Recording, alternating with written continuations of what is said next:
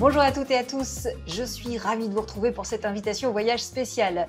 Comme chaque week-end, on se déconnecte du quotidien et on embarque pour 38 minutes de dépaysement.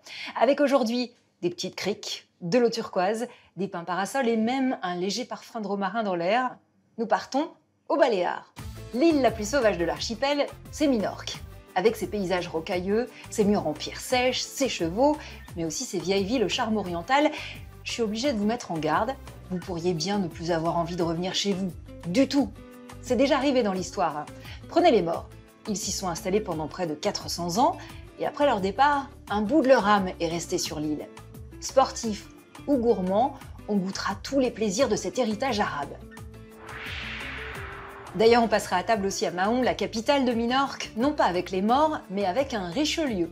Au cours d'un festin, le maréchal et petit-neveu du fameux cardinal, va craquer pour une sauce locale qui va devenir par la suite un incontournable de la cuisine française. Une sauce connue aujourd'hui dans le monde entier. Je vous en donnerai la recette tout à l'heure. Mais avant Minorque, on fait une première escale sur la grande île des Baléares, Majorque. On va laisser de côté les plages et on va opter plutôt pour l'intérieur des terres. Sur les petits chemins de pierre, au milieu des oliviers, il n'y a pas plus romantique comme endroit pour s'échanger un baiser. C'est ce qu'ont cru en tout cas Chopin et George Sand. Ils pensaient pouvoir roucouler en paix à Majorque, mais plus que l'amour, c'est l'inspiration qui les a touchés.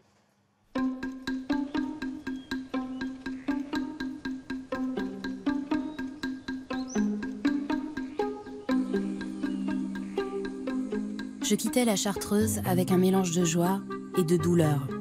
C'est le plus bel endroit que j'ai jamais habité, un des plus beaux que j'ai jamais vus.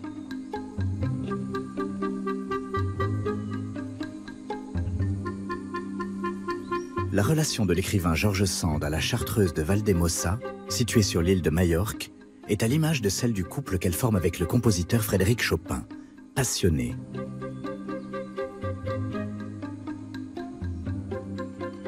En novembre 1838, la célèbre femme de lettres de son époque entraîne son amant et illustre musicien sur la plus grande île de l'archipel des Baléares.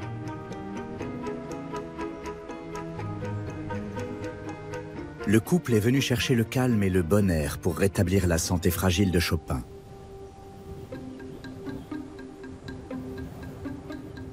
Trois mois plus tard, ils repartiront avec un récit de voyage à rédiger et des préludes composés dans la douleur.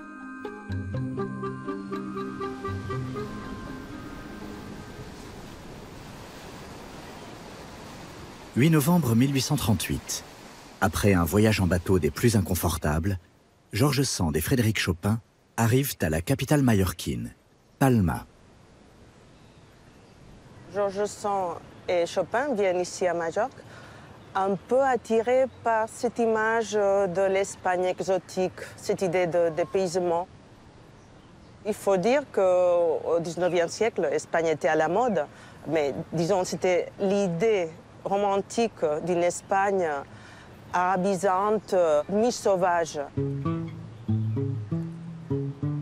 Ils admirent la lumière, le soleil. C'était ça, ce qu'ils venaient chercher. Ce fut pour moi une véritable joie que de retrouver Majorque, avec ses palmiers, ses aloès, ses monuments arabes. À ce plaisir se joignit celui de parcourir une ville très caractérisée et qui possède plusieurs monuments de premier ordre, en beauté et rareté.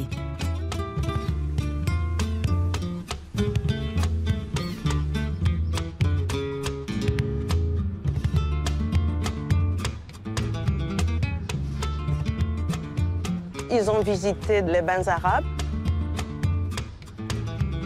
aussi l'Almudaina, qui est le palais arabe.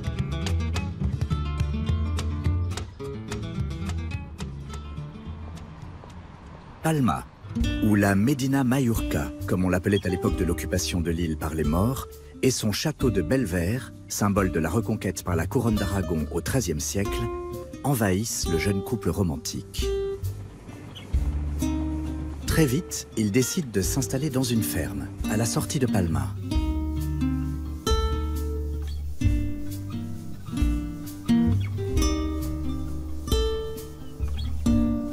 Sand et Chopin parcourent inlassablement la campagne et plantent les premières graines de leur inspiration.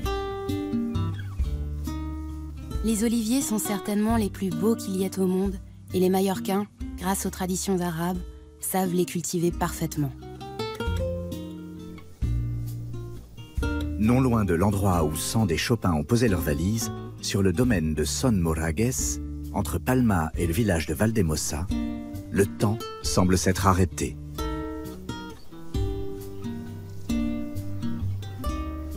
C'est l'olivier, l'élément central du paysage. Oui, bien sûr, c'est l'olivier, oui. L'olivier, c'est bien l'élément central de cet écosystème. Ce paysage porte l'empreinte de l'homme. C'est le résultat de plus de 1000 ans d'interaction humaine avec la nature. C'est un travail dur, mais qui est récompensé chaque année. C'est vraiment comme ça qu'on cultive la terre ici. On ne peut pas faire autrement. C'est le résultat de tous ces peuples qui sont passés par ici et qui se sont adaptés à cet environnement.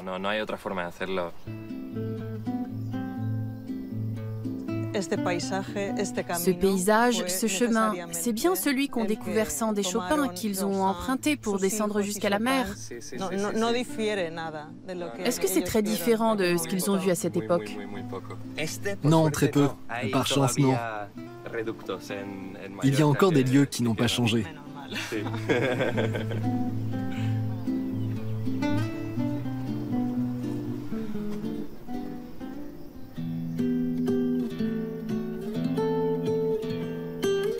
Mais à l'air vivifiant se mêle l'insalubrité de la ferme.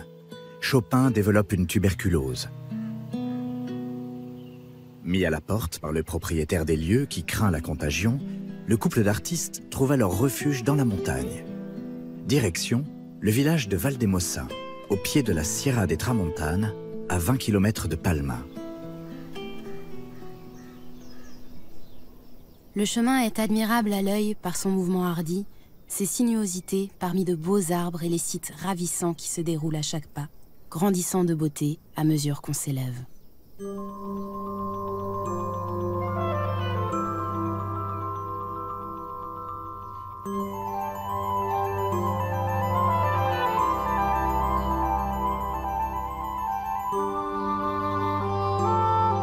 Le village étale ses ruelles médiévales au pied de la Chartreuse, un monastère construit au XIVe siècle et occupé par les moines jusqu'en 1835. À leur départ, leurs cellules ont été transformées en appartements.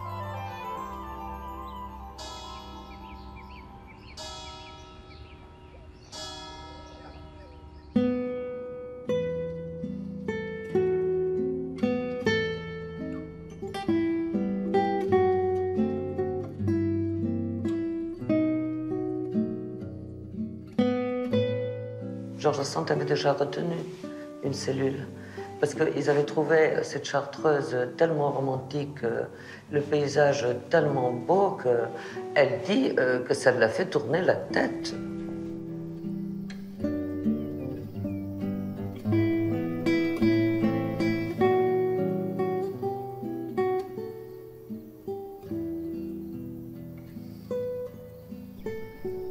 Au fond, c'est Palma. Et les jours très très clairs, on peut voir la mer. C'est ce que Georges Sand d'ailleurs dit, qu'on voyait la mer de la Chartreuse. Mais regardez la beauté de ce paysage qui a alimenté la créativité de nos deux artistes.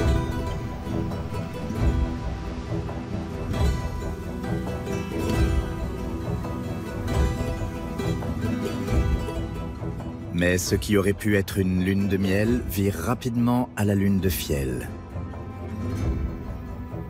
Les jours passant, l'hiver s'installe, la santé de Chopin se dégrade. À cela s'ajoute l'intolérance des locaux qui redoutent la contagion et désapprouvent les mœurs du couple. Chopin a 28 ans, Sand 34. Un parfum de scandale agite alors les Mallorquins puritains. Il faut penser que c'était un couple non marié quand même. La petite se baladait en pantalon. Évidemment, ils n'allaient pas à la messe. Et surtout, il y avait une hostilité envers les Français. Tous les Français à l'époque. Les gens avaient encore en mémoire l'invasion napoléonienne, quand même. Dans une lettre adressée à une amie, George Sand écrit « Ils ont percé à coups d'épingle un être souffrant sous mes yeux.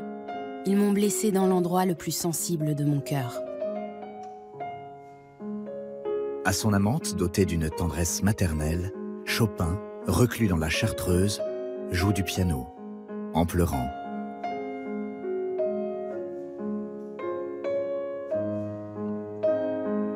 Pris d'une véritable fièvre créatrice, l'artiste s'inspire d'une mésaventure survenue pendant leur séjour pour composer le prélude de la goutte d'eau.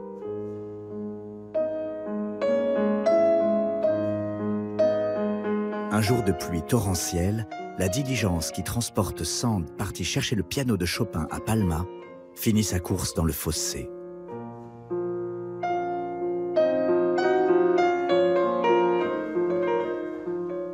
Le pianiste Carlos Bonin en donne son interprétation.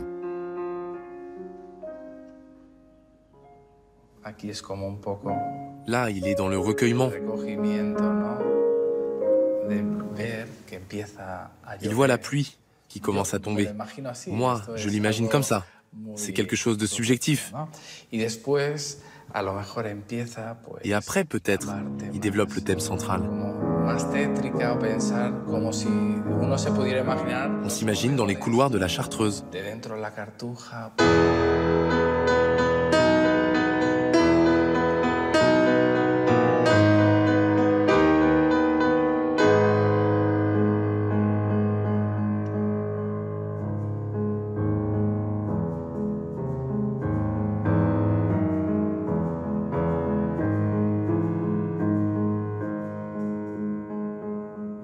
Moi, je ne conçois pas cette musique sans m'imaginer ce paysage.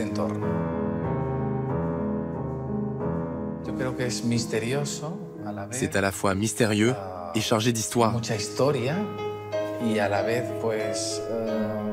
À l'époque, c'était très isolé. Je trouve que c'est un prélude qui illustre tout ce que Chopin a vécu à Valdemosa.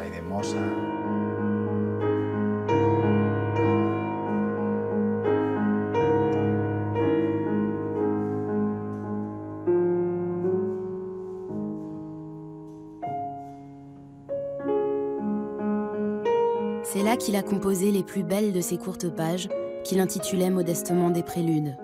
Ce sont des chefs-d'œuvre.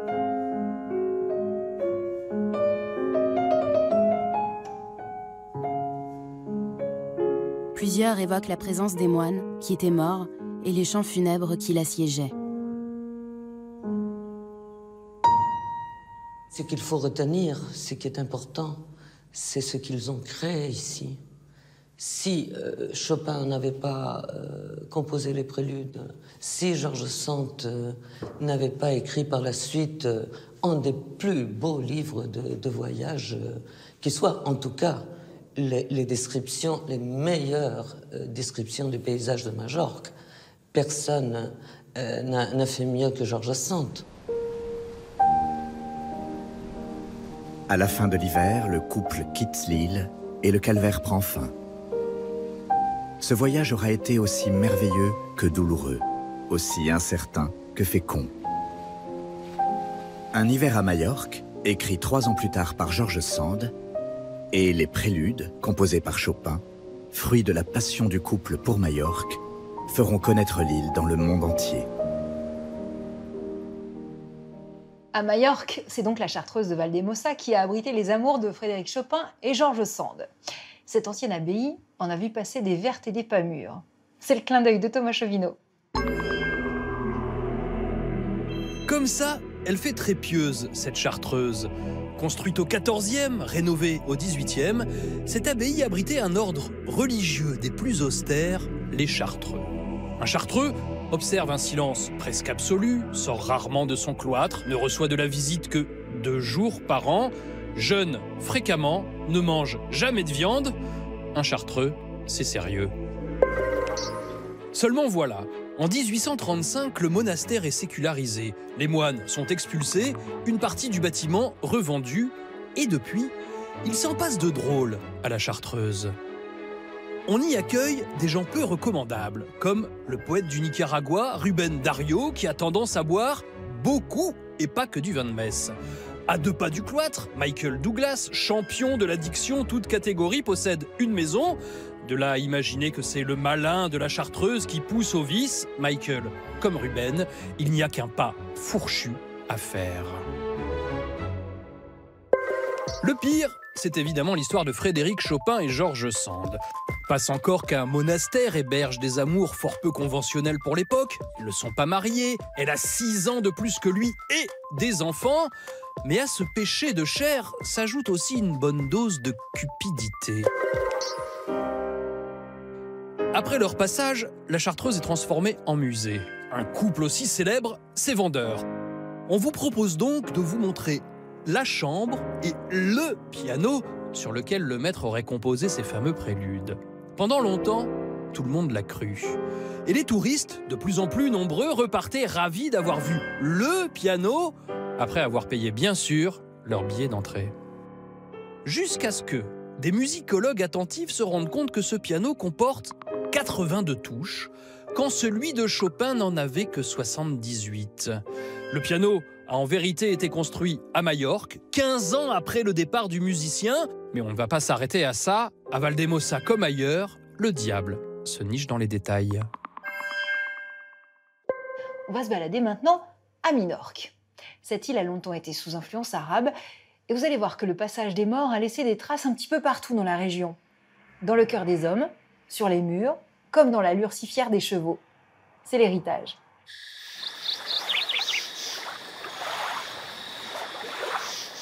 Parmi les 4 îles des Baléares, il en est une singulière. Un paradis de criques d'où s'exhale un parfum de romarin et d'olivier, mêlé à l'odeur puissante des chevaux noirs qu'on aperçoit derrière les enclos de pierres sèches. Sur l'île de Minorque, la plus orientale de l'Espagne, la tradition équestre est telle que certains disent qu'on trouve ici une des plus fortes concentrations au monde de chevaux par habitant.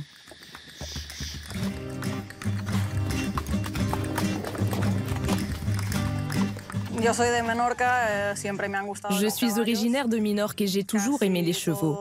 Quasiment tous les Minorcains ont un cheval ou ont été cavaliers ou ont un ami qui en possède un.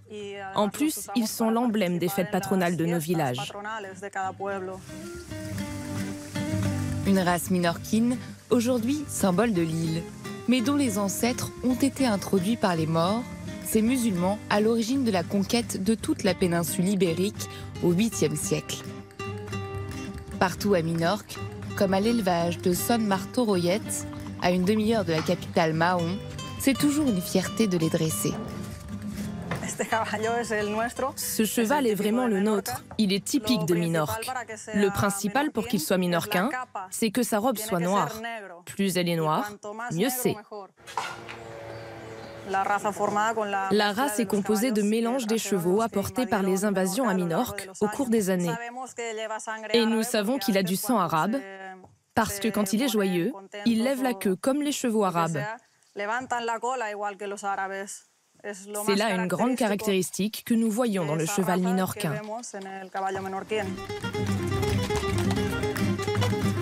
C'est l'un des grands héritages de la domination arabe, dont Minorque fut l'un des derniers bastions.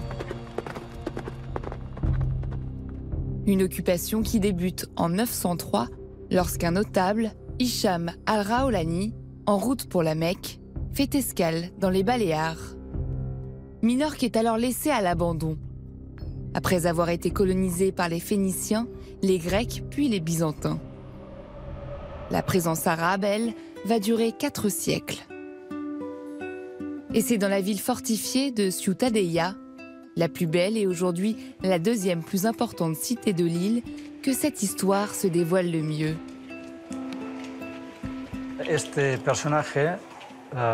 Cet homme s'est rendu compte de ce que représentaient les Baléares d'un point de vue stratégique.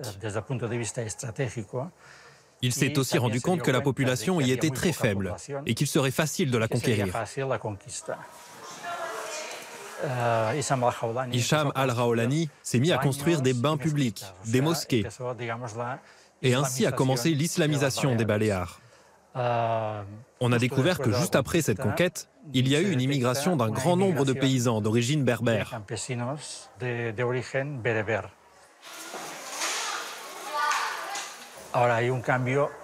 Dès lors, il y a un changement radical dans les méthodes d'élevage et d'agriculture. Les Arabes mettent en place la culture d'irrigation. Les Maures fertilisent cette terre aride recouverte de pinèdes. En 1031, après la chute du califat de Cordoue, le royaume musulman se fractionne. Minorque intègre celui du califat des Baléares. Mais alors que Majorque, sa voisine, tombe aux mains des Catalans en 1229, Minorque reste un État islamique indépendant.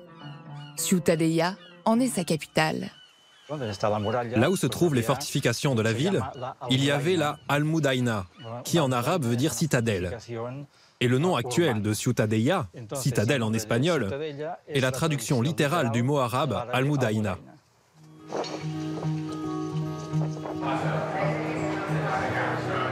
Avec ses arcades ombragées, ses petites places, ses ruelles truffées de café, le charme de la vieille ville semble tout oriental.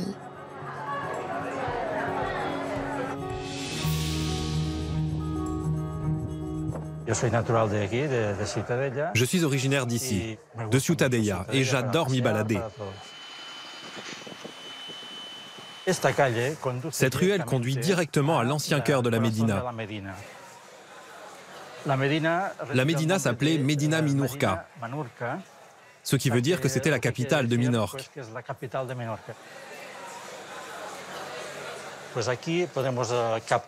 Et ici, on peut capter l'ambiance des ruelles de la Médina à l'époque islamique. Toutes ces rues ont gardé le caractère antique de ce qu'était l'ancienne ville.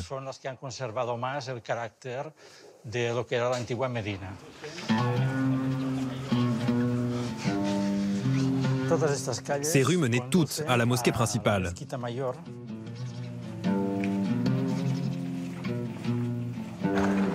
Et à l'emplacement de l'ancienne grande mosquée, une somptueuse cathédrale se dresse aujourd'hui.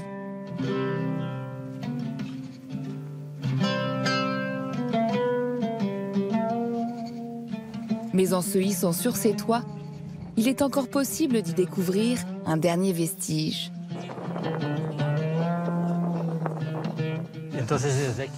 D'ici, on peut apercevoir les restes de l'extérieur du minaret, l'héritage le plus probant de l'époque islamique de Minorque, à Ciutadella. Il est approximativement délimité par cette première ceinture de pierre, ici, sur la base de la tour. Après avoir été 400 ans musulmane, Minorque est convoitée par les Catalans. En pleine reconquête, ils posent le pied sur les côtes sauvages de l'île un matin de janvier 1287. Ils progressent sans difficulté jusqu'au mont Santa Agueda, qui culmine à 284 mètres. Au terme d'une heure d'ascension, apparaissent aujourd'hui les ruines de cet ancien château, où s'est alors réfugiée la population locale. Ici va se jouer un épisode décisif, lorsque les troupes du roi hispanique Alphonse III l'encerclent. C'est une zone qui offre un paysage merveilleux. De plus, c'est un site qui incarne pour les Minorcains leur histoire, car c'est l'endroit où les musulmans ont capitulé. Il fait 6 hectares de superficie. À l'époque, il y avait quasiment 2 kilomètres de murailles, avec une quarantaine de tours intercalées. Un travail prodigieux. Et puis, il y avait même un ingénieux système de récupération des eaux de pluie. Ce qui fait que ce château pouvait protéger un grand nombre de personnes, ainsi que leurs biens. Les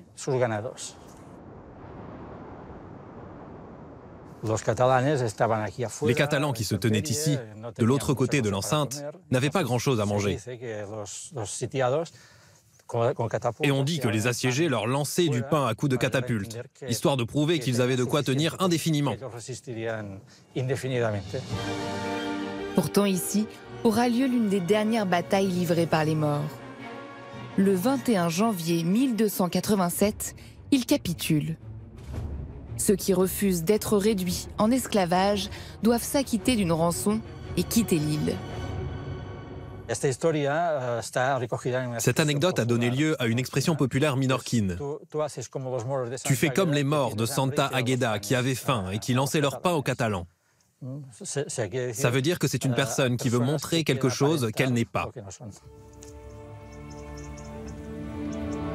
Si les Catalans repeuplent Minorque, les insulaires vont garder des liens étroits avec ce passé, comme à travers sa toponymie, Bini Saïd, Bini Beka et Algaïa Reims, autant de lieux qui portent des noms arabes. Tout comme celui de Xouroy, cette caverne nichée dans une falaise de la côte sud, aujourd'hui reconvertie en bar.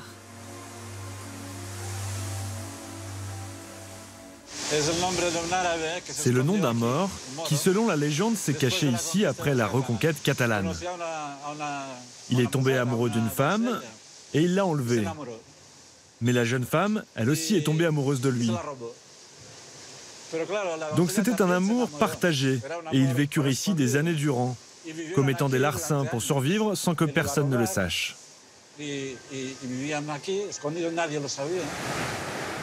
Mais lors d'un hiver particulièrement rigoureux, la neige tombe sur Minorque et le mort est trahi par les traces de pas qu'il laisse derrière lui. Débusqué, pris de panique, il se jette à la mer. Il a préféré mourir plutôt que devenir esclave. Cette légende a été transmise de père en fils, nourrie par l'imagination de ses conteurs au fil du temps. Et les morts aussi avaient cette tradition. Quand vient la nuit, elle est faite de récits oraux. La légende fait partie de la culture littéraire arabe. Outre sa toponymie et ses récits légendaires, un autre patrimoine arabe continue d'être apprécié par les habitants de l'île. Son art culinaire. De retour dans la plus arabe des cités minorquines, poussant la porte d'une pâtisserie de Ciutadella, le visiteur pourra se régaler de cet héritage. Vous pouvez me sortir des pastissettes? Pour manger maintenant? Oui.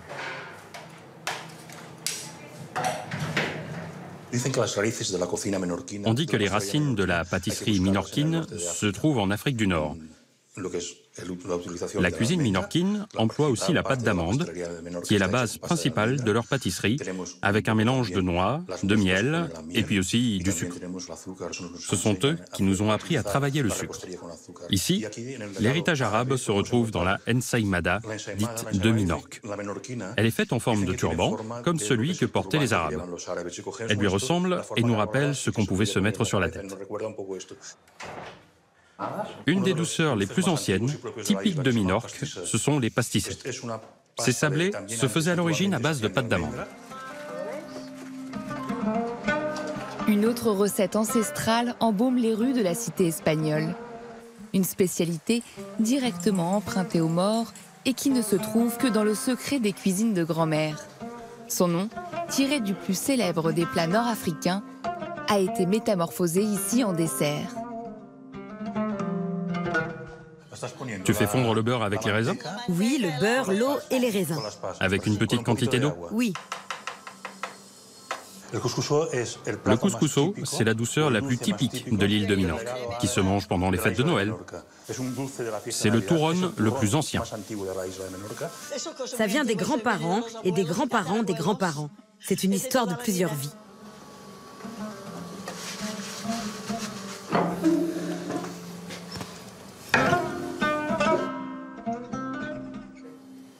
Regarde, c'est comme ça que je fais le pain. Certains le font autrement, mais moi, on m'a appris comme ça.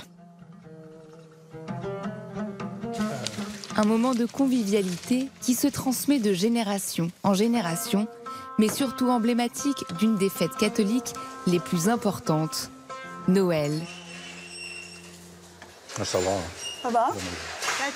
Vous voulez un peu de couscousso? C'est un dessert typique des fêtes de la Nativité. Et c'est ce que faisaient les morts.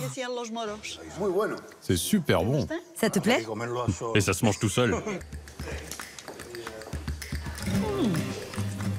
Un vrai délice. Si à Minorque, la reconquête espagnole a effacé les principaux édifices du paysage, elle n'a pas mis un terme à un certain art de vivre de plaisir à l'oriental. Et regardez ce qu'on nous a rapporté. Des ensaimadas. En fait, c'est une sorte de brioche avec du sucre glace dessus et c'est vraiment l'un des desserts typiques des Baléares. Cela dit, il n'y a pas que les ensaimadas ou les pastisses qui réjouissent les palais à Minorque. Une autre spécialité locale, venue de Mahon, la capitale, a fait le tour du monde. C'est l'incontournable.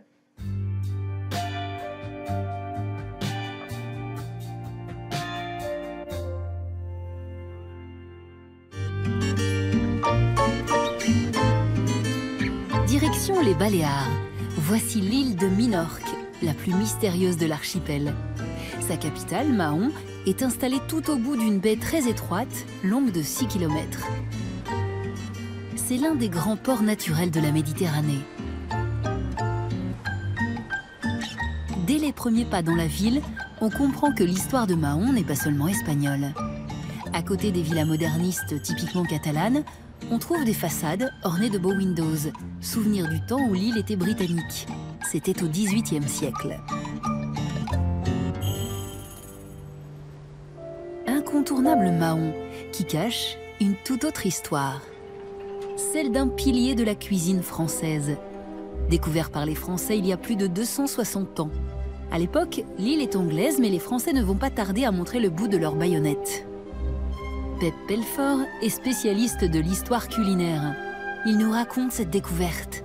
Elle n'a pas changé la face du monde, certes, mais un peu celle de la gastronomie. On est en 1756.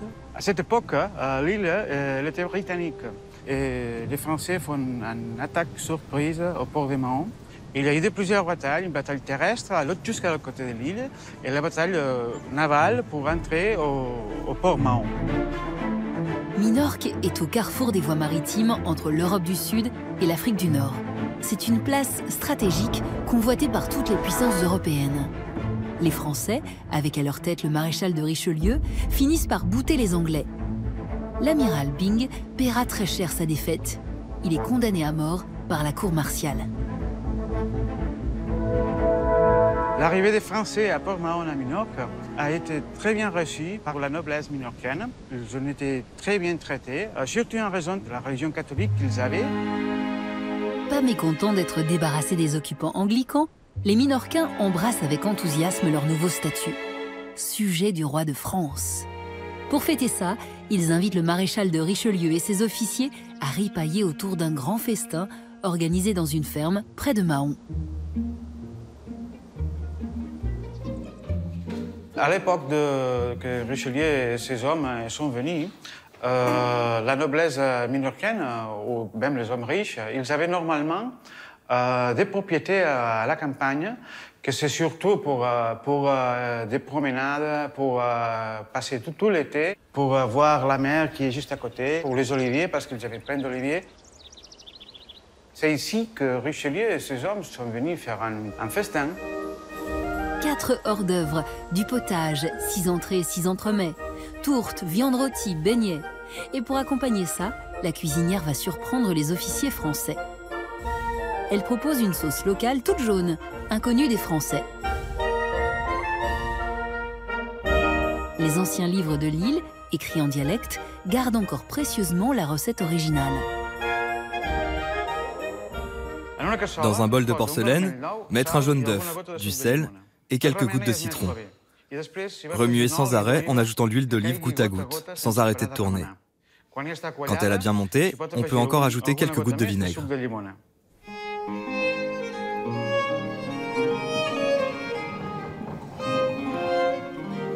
Depuis cette époque, à Mahon, on utilise un pilon pour réaliser cette sauce, sans jamais la rater.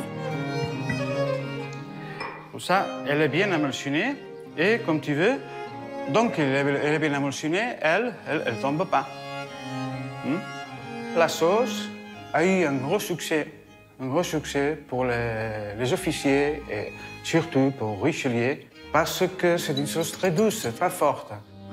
Elle est bien pour les poissons, pour la viande ou pour plein de choses. Richelieu ne part jamais à la guerre sans son cuisinier. Il va lui demander de récupérer la recette. Alors, les cuisiniers de Richelieu ont appris à faire la sauce de la cuisinière minorcaine. Les Français ne savent pas comment appeler cette sauce.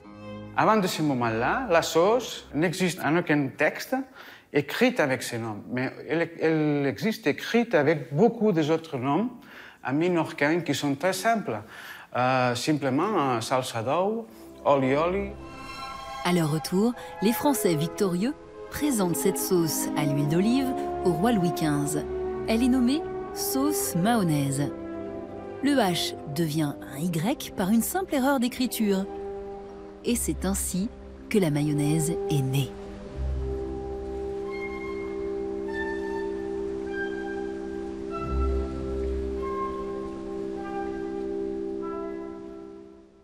Bon, cela dit, il y a de la controverse sur l'origine de la mayonnaise.